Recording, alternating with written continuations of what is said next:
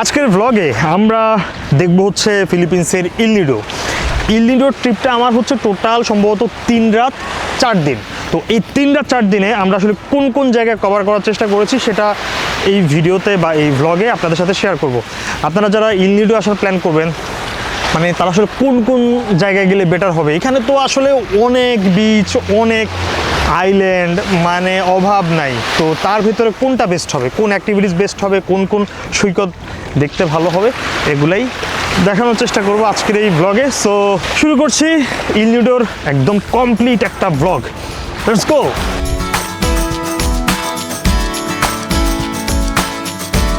17 দিনের ফিলিপিন্স ট্রিপে আজকে আমাদের চলছে ডে 4। প্রথমে আমরা আসি রাজধানী ম্যানিলা থেকে ফ্লাইটে করে করনে গত 2 দিন ছিলাম এবং আরেকদিন থেকে চলে আসবো ইল নিডোতে। যারা আমাদের আগের এপিসোডটি দেখেননি প্লিজ দেখে আসেন। বাংলাদেশ থেকে ফিলিপিন্সে আসা এবং দেন করন এক্সপ্লোর করা। করন অস্থির একটা জায়গা। গুড মর্নিং, আজকে আমাদের করনে ডে 3। তো গত 2 দিন আসলে এই হোটেলটাতে ছিলাম। পেছনে দেখেন লেখা আছে কোজি করন ইন।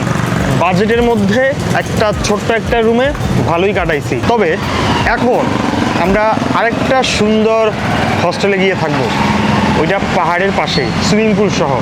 এখান থেকে অলমোস্ট 1 কিলোমিটার দূরে। আর আগামীকাল কিন্তু আমরা করন থেকে চলে যাব। তো এখন চলেন আমরা এখন হস্টেলের দিকে যাই। আর এখানকার যেই এই যে দেখেন টুকটুকগুলো দেখেন, অটো রিক্সা এবং বাইকের মানে কম্বিনেশনে কিন্তু এই ইয়েগুলো তৈরি হয়েছে আর কি। ফিলিপিন্সে এই অটো রিক্সাগুলো খুবই জনপ্রিয়। এই সাইডে হচ্ছে বাইক আর এই সাইডে বসার ব্যবস্থা। আমরা চলে আসছি আউটপোস্ট হোস্টেলের সামনে। এটা কিন্তু মানে এইখানে এসে বুঝতে পারতেছি এটা বেশ ফেমাস একটা হোস্টেল। মানে সবাই এখানে এসে থাকতে চায়, কেন থাকতে চায় সেটা জানি না। চলেন ভেতরে যাই। মেইনলি যারা সোলো ট্রিপে আসে তাদের জন্য এই ধরনের হোস্টেল একদম বেস্ট একটা অপশন। অনেকটা রিজনেবল প্রাইসে পাওয়া যাবে। বাট এই হোস্টেলটা কিন্তু অতটাও রিজনেবল না, কারণ একটাই, এটা খুবই জনপ্রিয়। আমরা আসলে বাংলাদেশে হোস্টেল বলতে যেই চিত্রটা মাথায় ভেসে ওঠে, আসলে বাইরের দেশে তেমনটা না। খুবই পরিষ্কার পরিচ্ছন্ন, উন্নত রাষ্ট্রের ট্রাভেলাররা সেখানে থাকে, কোনো কিছু হারানোর ভয় নাই, অনেকটা বাজেট ফ্রেন্ডলি হয়ে থাকে। এখানে চেক ইন টাইম হচ্ছে দুপুর 2টায়, আর এখন হচ্ছে দুপুর 12টা। 2 ঘন্টা এখনো বাকি। তো 2 ঘন্টা আসলে কি করা যায় ভাবতেছি।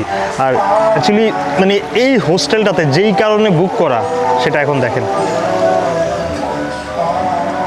এই দিকে হচ্ছে তাদের ইনফিনিটি সুইমিং পুল, এই দিকে হচ্ছে পাহাড়, আর এই দিকে হচ্ছে বার। এই দিকে কিন্তু সমুদ্র দূরে। তো মানে খুবই সুন্দর একটা লোকেশনে তাদের হোস্টেলটা, আমার খুবই পছন্দ হয়েছে। রুম ভাড়া যে খুব রিজনেবল তেমনটা না। এখানকার রুম ভাড়া আপনার 4 জন এক রুমে থাকার জন্য খরচ হচ্ছে 1600 টাকা। আর যদি এক রুমে 12 জন থাকে সেক্ষেত্রে খরচ অলমোস্ট 1100 টাকার মতো চলে আসবে।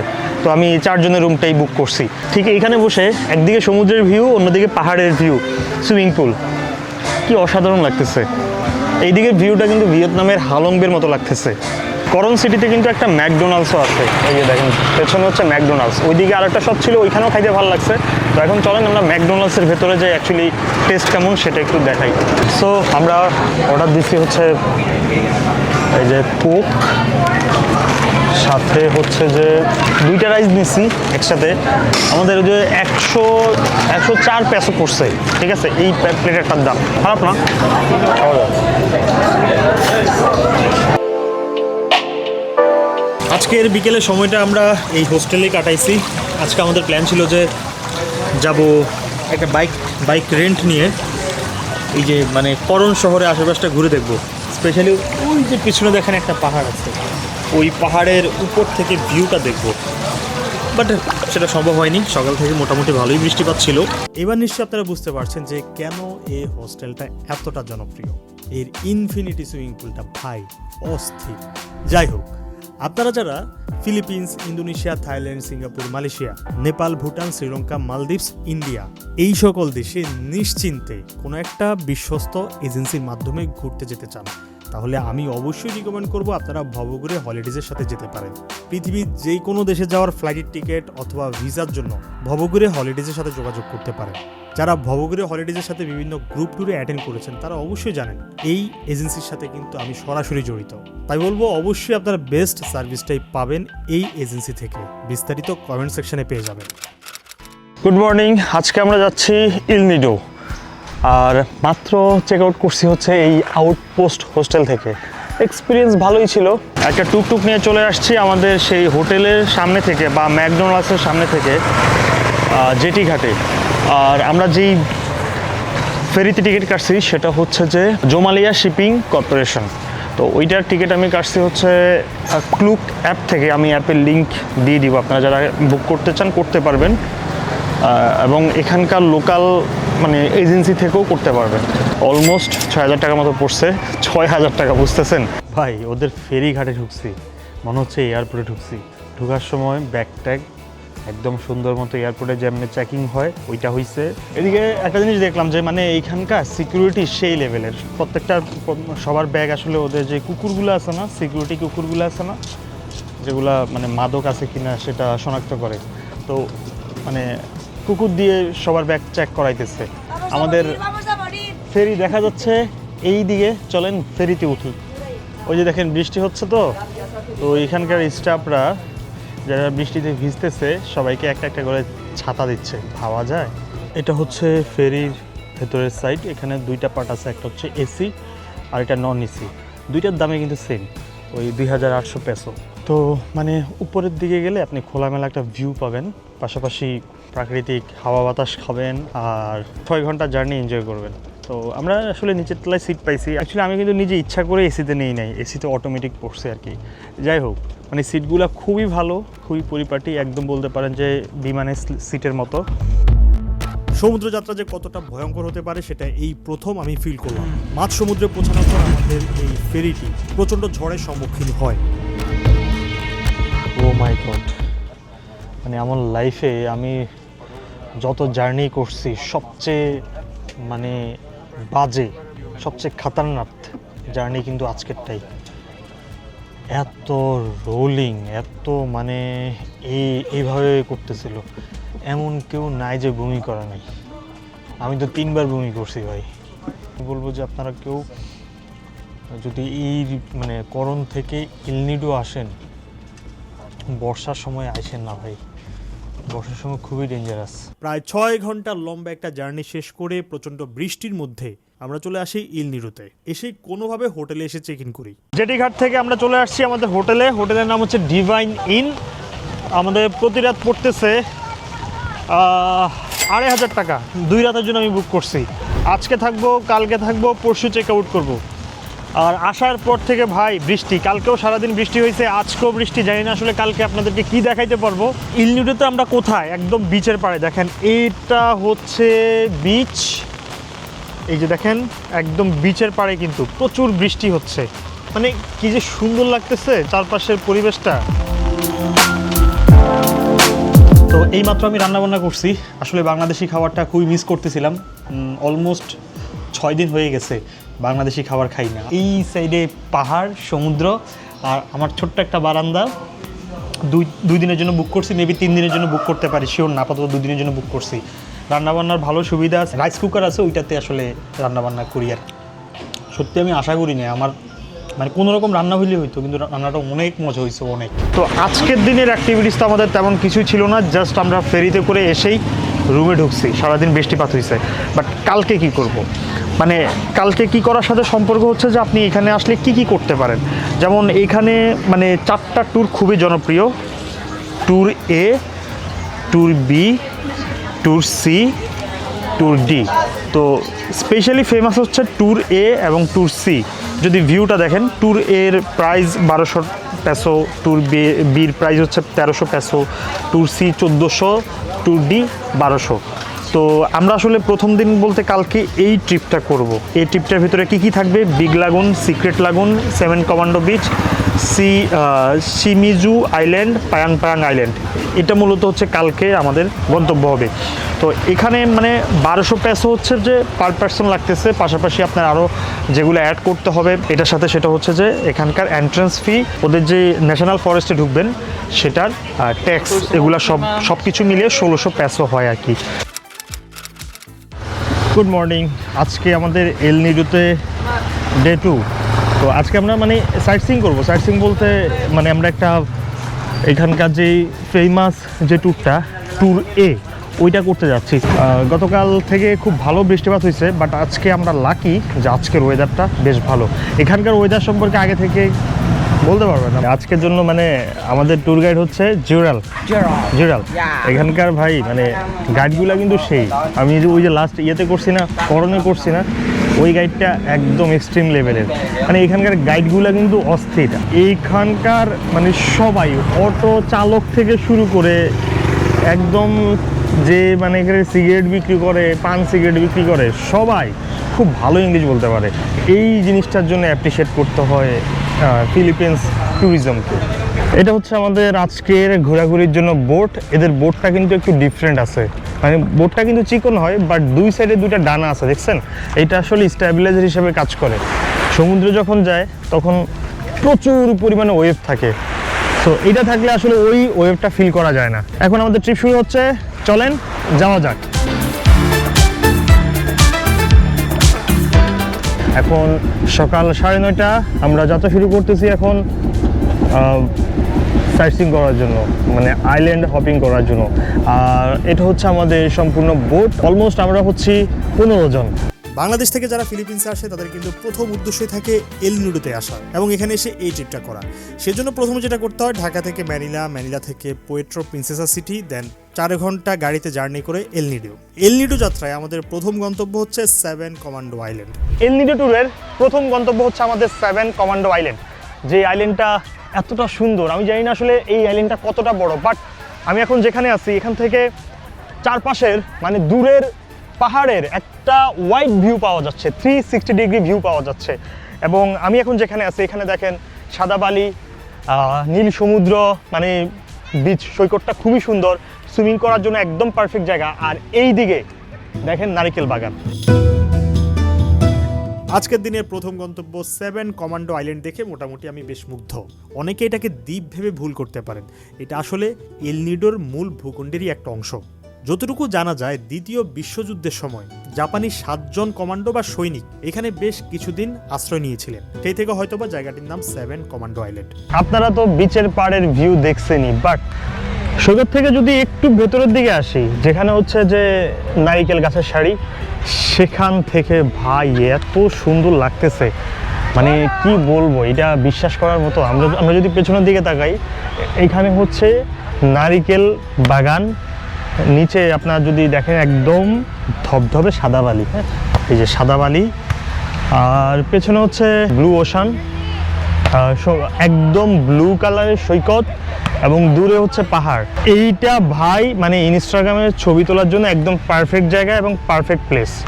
এখানে নারিকেল বাগান আছে, নারিকেলও আছে, নারিকেল বলতে ডাব আছে আর কি। এক একটা ডাবের দাম হচ্ছে 100 পেসো। তো আমি একটা নিয়ে নিছি অলরেডি, তো খেয়ে দেখি কেমন।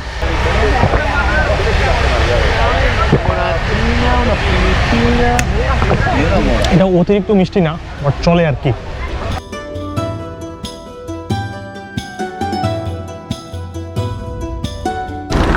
ওকে ভিউয়ার্স, আমরা চলে আসছি বিগ লাগুনে। এটা হচ্ছে আজকের ট্রিপের সবচেয়ে আকর্ষণীয় গন্তব্য। তো আমরা বিগ লাগুনটা দেখতে হলে আসলে আপনি বোট থেকে দেখতে পারবেন না, আমাকে যেটা নিতে হবে একটা মানে কায়াকিং বোট নিতে হবে, ঠিক আছে? এটা হচ্ছে পার পারসন 300 পেসো আর কি। চলেন আমরা এখন এক্সপ্লোর করব হচ্ছে বিগ লাগুন। আমাদের 1 ঘন্টা টাইম দিচ্ছে, হ্যাঁ 1 ঘন্টার ভিতরে ঘুরে দেন আবার এখানে আসতে হবে। চলেন যাই। এইখানে আসলে আপনি অবশ্যই, মানে আমি বলবো যে আপনি অবশ্যই এই ধরনের কায়াকিং বোটে করে ভেতরে যাইতেই হবে, এটা মিস করা যাবে না। এখানে কিন্তু জলের পরিমাণ খুব একটা বেশি নাই, আপনি হাঁটু পরিমাণ জল বলতে পারেন, বাট একদম নিচের সব কিছু কিন্তু একদম ক্লিয়ারলি দেখা যাচ্ছে। আর যেটা বলছিলাম, আমরা কিন্তু এখন বিগ লাগুনের একদম মাঝখানে। তো মানে দুই সাইডে কিন্তু মানে লাইমস্টোন পাহাড়, মাঝখানে একটা খুবই সুন্দর একটা লাগুন। আমরা তার আগে দেখছি হচ্ছে টুইন লাগুন, সেটা হচ্ছে করণে। তবে করণের টুইন লাগুনটা কিন্তু অনেক সুন্দর, সেই তুলনায় এটা সুন্দর, বাট ওই লেভেলের এক্সট্রিম সুন্দর না। চলেন আর একটু সামনে যাই।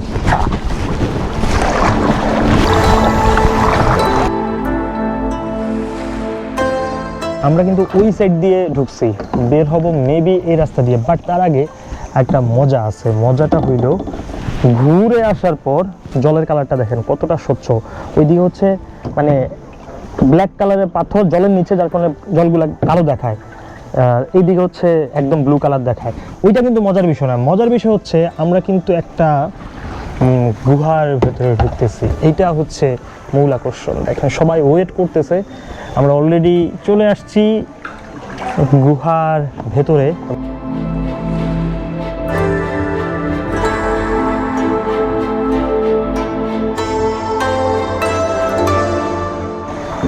দেখেন কই ঢুকে গেছি, একদম চিপা চাপা গলে দিয়ে বের হইতে হচ্ছে। সো আমরা আরেকটা চিপা গলে দিয়ে এখন বের হয়ে যাবো, এখন শুধু খালি বের হওয়ার রাস্তা। এইদিকে আবার ম্যানগ্রোভ আছে, একটু বনাঞ্চল আছে।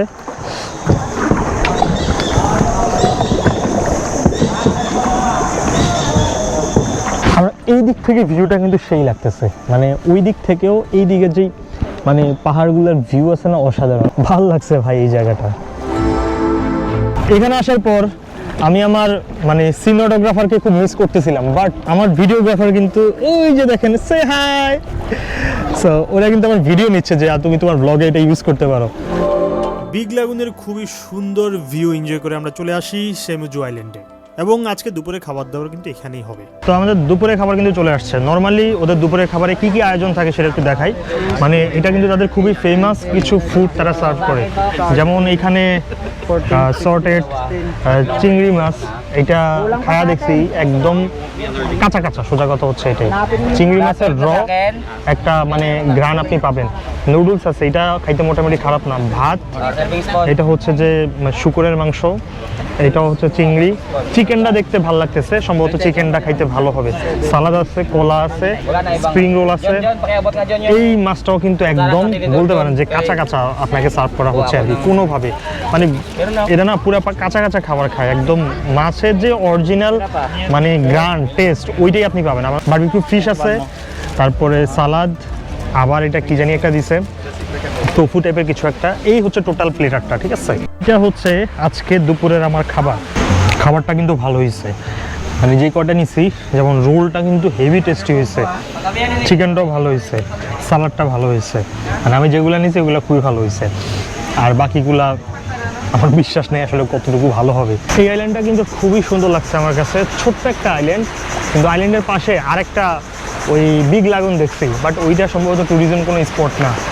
আপনারা খালি উপর থেকে ড্রোন ভিউটা দেখেন, ওই ভিউটা আমার কাছে ভালো লাগছে। আমার সাথে কিন্তু স্নরকেলিংয়ের যেই গিয়ারগুলো সেগুলো মোটামুটি আছে, সো প্যারা নাই। আমি আমার গিয়ার বের করি, দেন আমরা আন্ডার ওয়াটার অ্যাক্টিভিটিসগুলো সেটা কমপ্লিট করি। চলেন। আন্ডার ওয়াটার অ্যাক্টিভিটিস করার জন্য আমরা আরেকটু সামনে যাচ্ছি। এইখান দিয়ে মোটামুটি মানে 4-5 মিনিট আসার পর আরেকটা সৈকত কিন্তু পেয়ে গেছি। এখানে অনেকে মানে এইখানে খাবার দাবার কিন্তু এইখানে অনেকে বসে বসে খায়। তো এই যে দ্বীপটা আছে না, এই দ্বীপটার দুই সাইডে মানুষ খাবার দাবার করে। ওই দিকে একটা আছে যেখানে আমরা নামছি, আবার এই দিকে আসার পর দেখতেছি অনেকে এখানে কিন্তু তাদের দুপুরের খাবার দাবার সেরে নিচ্ছে। এই যে গগলসটা আছে না, এটা কিন্তু আমি ফিলিপিন্সে এসে নিছি। কেন নিছি একটু বলতেছি। এটা একটা ট্রিপের জন্য রেন্ট করার জন্য আপনাকে 100 থেকে 150 পেসো খরচ করতে হয়। তো আমার আগামী ধরেন 15-20 দিন যেখানেই যাব সেখানে আমি ব্যবহার করব, আমার আসলে রেন্ট করার কোনো দরকার নাই। রেন্টের টাকা দিয়ে নতুন একটা গগলস হয়ে গেল। আমরা এখন এই যে গুহাটার ভেতরে ঢুকবো এই জলের মধ্যে দিয়ে, ঠিক আছে। দেখা যাক, খুবই মানে এক্সাইটেড লাগতেছে আমার কাছে।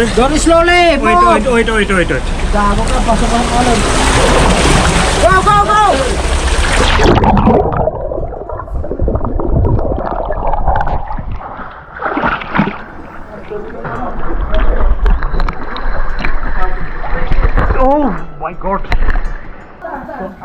আমরা কিন্তু একটা গুহার ভিতরে ঢুকে গেছি, এবং এইখানে মানে ছোট্ট একটা করিডোর দিয়ে এই জায়গায় আসতে হয়।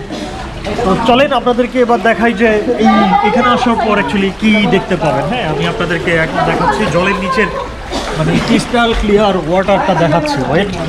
এই জায়গায় আসার এক্সপিরিয়েন্সটা ভাই অন্য কোনো কিছুর সাথে তুলনা করা যাবে না। সমুদ্রের মাঝখানে একটা গুহা, এবং এখানে আসতে হয় জলের নিচে দিয়ে। বলতে পারেন এটা একটা সিক্রেট গুহা। আর এখানকার জল এতটাই পরিষ্কার, আপনি এখানকার জলে ডুব দিলে অবাক হবেন। তবে সত্য বলতে বাইরে প্রচণ্ড পরিমাণের ঢেউ, এই শক্তিশালী ঢেউয়ের কারণে কিছুটা ভয়ও লাগছিল।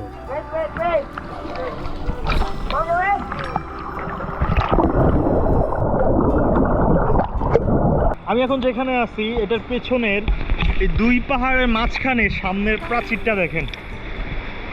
আর বোটের পরে হচ্ছে প্রাচীর, মানে বের হইলে কি যে সুন্দর একটা ভিউ দেখা যাবে রে ভাই, মানে কি যে লাগতেছে ভাবতেছি না, কই আছি তাই তো বুঝতেছি না। কি ভয়ঙ্কর দেখতে, তাই না? একদম পুরো ড্রাগনের মতো লাগতেছে। You stay silent, you don't mind. Happiness or dollar signs to you. What about not stealing anyone's time?